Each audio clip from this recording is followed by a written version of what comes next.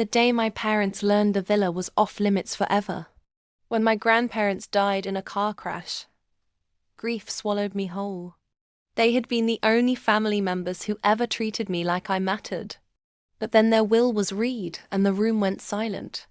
The $26 million Mediterranean villa? It was mine.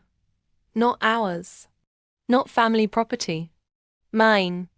My parents' faces twisted like spoiled milk. My mother immediately hissed, "You'll sign it over to us."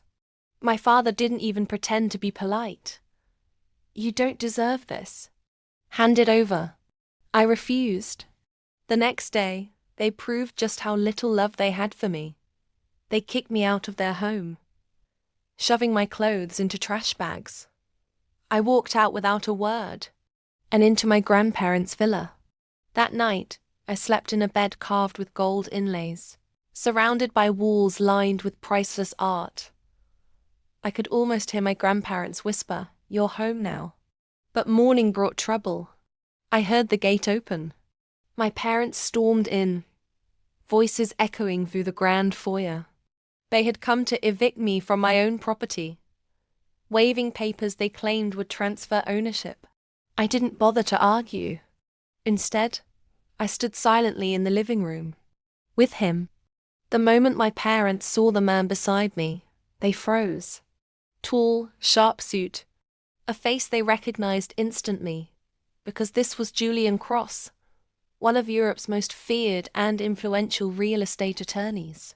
The same man who had single-handedly bankrupted a corporation for trying to steal an heiress's property. Julian stepped forward, his voice calm but razor-edge. "Mr. and Mrs. Lewis, as of yesterday, I am on permanent retainer for your daughter. Any attempt to harass, trespass, or defraud her will result in immediate legal action.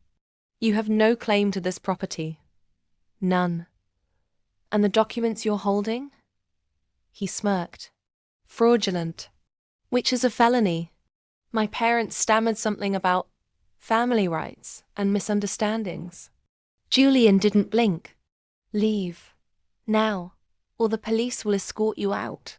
And be warned, every conversation from this point forward will be recorded."